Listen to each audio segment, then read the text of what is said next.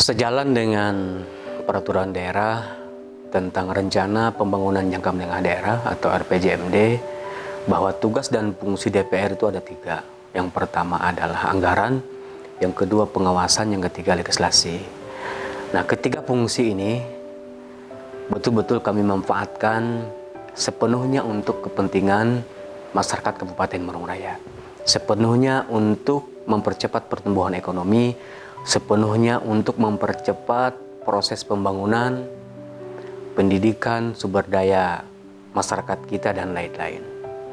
Nah, bahwa hari ini peran serta kami sebagai anggota DPR Kabupaten Murung Raya dan Wakil Ketua, bagaimana memastikan yang tercantum dan tertuang dalam Perda RPJMD ini betul-betul terlaksana dan terrealisasi 2018 sampai dengan 2023. Nah, karena kami meyakini dengan memastikan Perda RPJMD ini terlaksana selama 5 tahun, maka akan lebih mendekatkan atau lebih memastikan bahwa masyarakat akan hidupnya lebih layak, ekonomi tumbuh dan berkembang. Nah, kan dalam Perda RPJMD itu adalah di bidang pendidikan, kesehatan, infrastruktur, jalan, dan lain-lain. Seperti jalan misalnya, dulu Murung Raya ini bisa dikatakan kabupaten yang sangat terisolir sekali, jalan banyak rusak, jalan banyak tidak terakses ke desa dan kecamatan. Hari ini alhamdulillah Murung Raya dengan luasan 23.000 km persegi ini hampir di 10 kecamatan itu sudah tembus semua jalan lintas kecamatan. Terkecuali hari ini yang dalam proses adalah Kecamatan Sumber Barito. Nah, di 9 kecamatan yang lain sudah tembus. Nah, ini terlihat bahwa berdasarkan data BPS, Badan Pusat Statistik Kabupaten Murung Raya, pertumbuhan ekonomi kita dari tahun ke tahun meningkat cukup baik, dan pendidikan kita, angka putus sekolah juga dari tahun ke tahun menurun. Kemudian yang lulus perguruan tinggi juga dari tahun ke tahun semakin banyak, semakin meningkat. Belum lagi hari ini dengan program pemerintah daerah, 1 desa 10 sarjana dikalikan 116 desa kelurahan, berarti di tahun 2023 nanti ada 1.200 lebih masyarakat kita yang menjadi seorang sarjana. Karena kembali lagi kami mengatakan bahwa Allah itu akan mengangkat derajat orang yang berpendidikan. Nah, kita meyakini dengan mereka lulus kuliah menjadi sarjana, insya Allah derajat mereka akan terangkat, ekonomi mereka akan terangkat.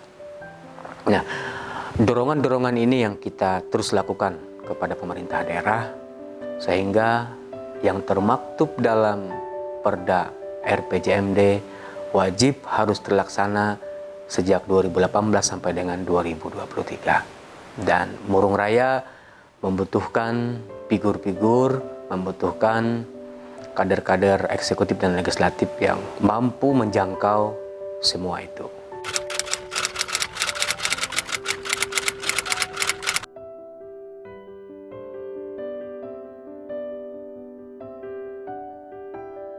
Sejak 2003, Murung Raya dibentuk atau berdiri sebagai Kabupaten Pemekaran dari Barito Utara, dan diresmikan pada waktu itu pejabat pertama Pak Romansyah Bagan, dilanjutkan oleh Pak Willy M. Yosef 2 periode sampai dengan 2008, dilanjutkan oleh Pak Perdi M. Yosef sampai dengan 2023. Hubungan eksekutif dan legislatif harmonis, baik, dan selalu bersinergi.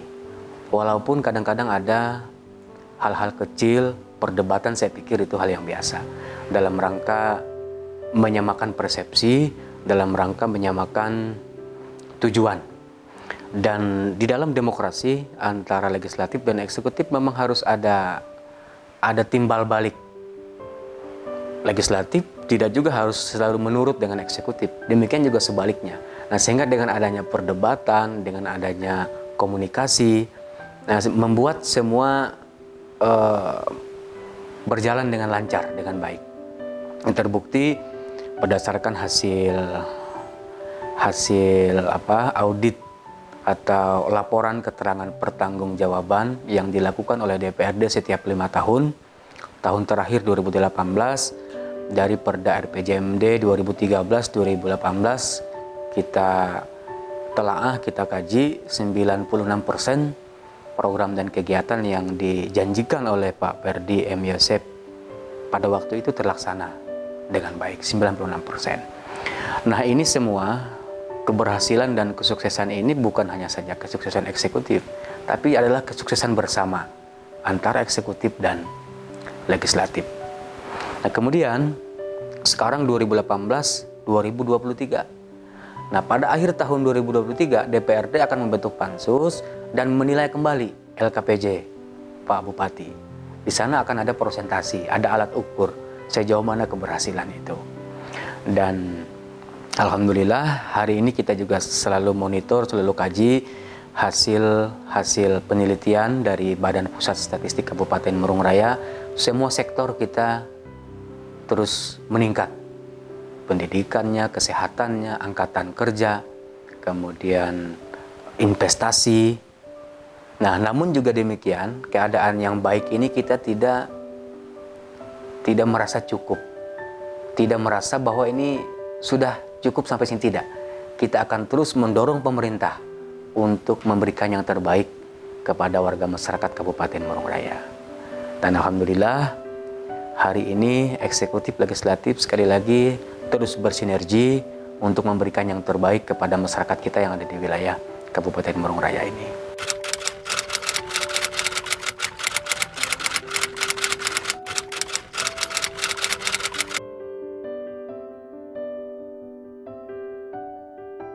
Mengutip salah satu kalimat atau perkataan dari Gus Mus bahwa kita tidak boleh menghendaki menjadi seorang pemimpin atau menjadi seorang pejabat, tapi kita harus mempersiapkan diri. Manakala dibutuhkan, maka kita siap. Kita harus mempersiapkan diri. Manakala diminta, kita harus siap. Nah, kalimat ini yang saya pegang sampai hari ini. Saya berupaya terus mempersiapkan diri apabila diminta dan dibutuhkan oleh masyarakat Kabupaten Murung Raya untuk periode-periode yang akan datang. Dan masyarakat bisa menilai, bisa melihat sendiri dan akan terseleksi dengan sendirinya.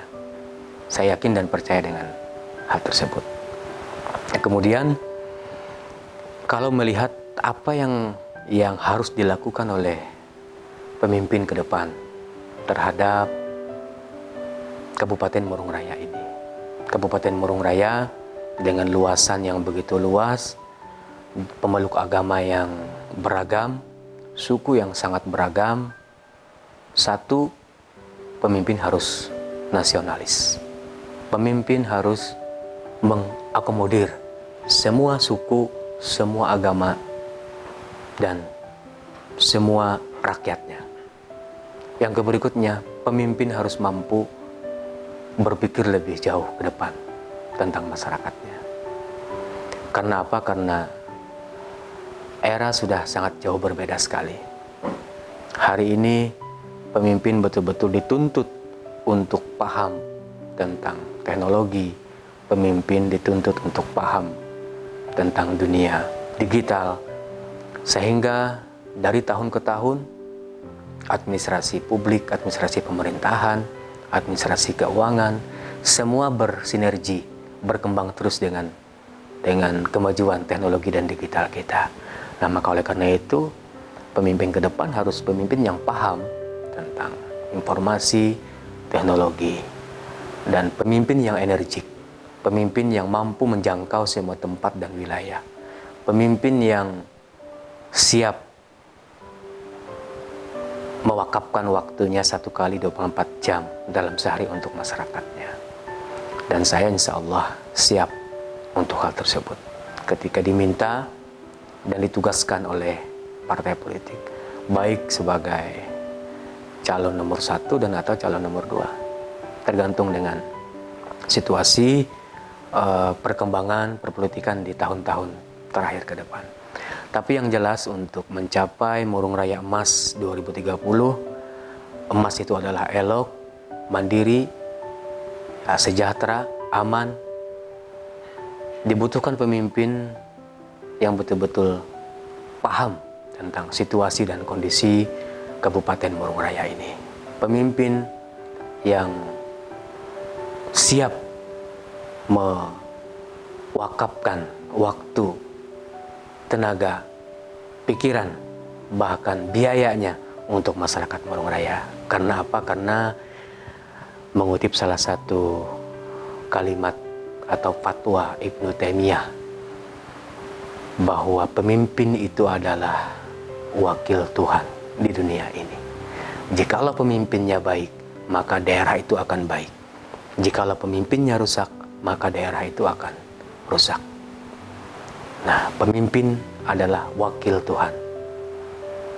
Ketika menghendaki daerah ini baik, ketika menghendaki daerah ini maju, maka rakyat harus memilih pemimpin yang baik.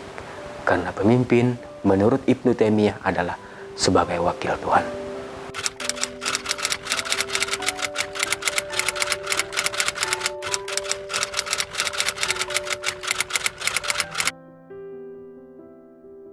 Kita sangat menyambut baik dengan ketetapan dan keputusan pemerintah pusat. Pak Presiden menetapkan Kalimantan Timur sekitar sebagai wilayah ibu kota negara. Nah, artinya apa? Artinya Murung Raya, Kabupaten Murung Raya sebagai kabupaten tetangga atau kabupaten perbatasan tentu akan mendapatkan imbas atau akan berdampak dari ketetapan perpindahan ibu kota itu. Nah, maka oleh karena itu masyarakat, pengusaha, pemerintah harus mempersiapkan diri terhadap keputusan pemerintah pusat itu. Karena walau bagaimanapun Murung Raya ini adalah salah satu kabupaten penyangga nantinya. Nah, sehingga apa yang menjadi keputusan ketetapan dari pemerintah pusat harus kita dukung. Dan memang sebaiknya menurut hemat kami bahwa ibu kota negara sudah saatnya berada di luar wilayah Pulau Jawa dalam rangka untuk penyebaran pembangunan, penyebaran pertumbuhan penduduk. Karena Kalimantan ini sangat luas sekali dan butuh masyarakat banyak yang masuk ke sini sehingga perekonomian bisa tumbuh, hidup dan berkembang.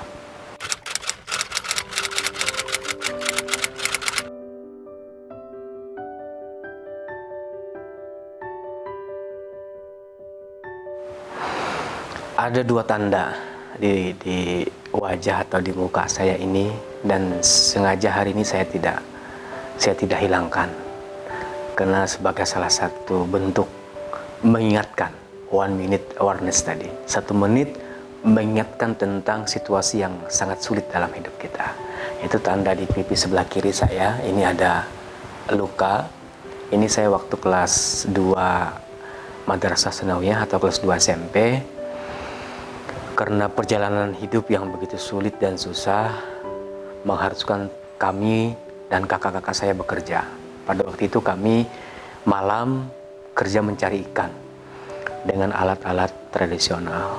Dan ini salah satu tanda atau bukti pada waktu itu saya jatuh, gugur, kena pisau sehingga luka seperti ini. Dan hasil tangkapan itu, hasil mencari ikan itu kita jual pada pagi harinya untuk belanja sekolah. Nah, itu bentuk keadaan yang tidak bisa saya lupakan. Kemudian ada tanda di bawah mata saya, ada semacam tai lalat ini yang warna hitam. Ini juga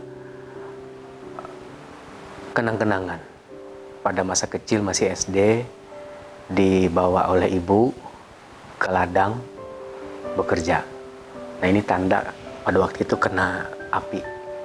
Nah, karena memang kami sejak kecil dididik oleh almarhum ayah dan ibu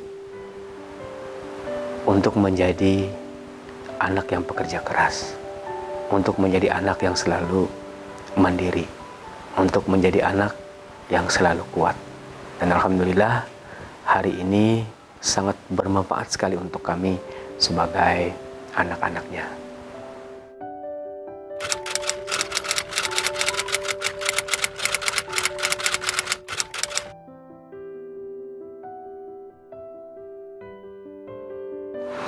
Baik, terima kasih pesan kepada warga masyarakat Kabupaten Murung Raya, khususnya para pemuda pemudi kita yang hari ini sedang berada pada posisi sekolah menengah atas atau berada pada posisi sedang menuntut ilmu di perguruan tinggi.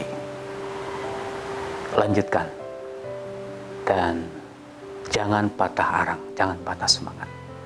Tidak lain tidak bukan, salah satu cara untuk sukses adalah hanya melalui pendidikan.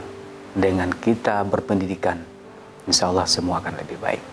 Dari ekonomi kita, pribadi kita, akhlak kita, keseharian, dan sosial kita. Karena di sana kita dilatih, di sana kita ditempa dan dibentuk. Nah, maka oleh karena itu pesan untuk pemuda-pemudi kita yang sedang kuliah, tuntaskan sampai selesai. Yang sedang SLTA, SMA, lanjutkan sampai kepada perguruan tinggi. Mumpung hari ini pemerintah daerah Kabupaten Murung Raya menyiapkan dan memfasilitasi semua itu dengan program bantuan pendidikan, bantuan biaya pendidikan masuk perguruan tinggi. Belum lagi dari program pemerintah provinsi dan pemerintah pusat. Nah, kemudahan hari ini sudah sangat luar biasa dibandingkan dengan era atau zaman kami pada waktu itu. Nah, sehingga dengan kesempatan yang ada ini jangan sampai dilewatkan oleh pemuda-pemuda kita. Kemudian untuk orang tua, jangan putus asa, semangat terus, sekolahkan anak kita, sekolahkan anak-anak kita di tempat sesuai dengan apa yang mereka inginkan. Dan untuk masyarakat kita, Kabupaten Murung Raya, di era pandemi COVID-19 ini agar terus mengingatkan diri kita dan keluarga kita tetap menerapkan standar protokol kesehatan. Karena insya Allah dengan mengikuti anjuran pemerintah, semua akan baik dan semua akan terhindar. Kemudian yang terakhir, bahwa pemerintah pusat hari ini, Pak Presiden, Gubernur, Bupati sedang galak-galaknya untuk program vaksinisasi agar diikuti oleh kita semua, oleh masyarakat Kabupaten Murung Raya. Karena kita meyakini tidak ada satu pemimpin pun di dunia ini, di Indonesia ini, yang menghendaki rakyatnya susah. Tidak ada satu pemimpin pun yang menghendaki rakyatnya sakit. Nah, maka apa yang dilakukan oleh pemerintah hari ini, oleh pemimpin kita hari ini adalah sudah yang terbaik untuk masyarakat dan rakyatnya. Jadi sebagai masyarakat, kita ikuti apa yang sudah dan telah dianjurkan oleh para pemimpin kita.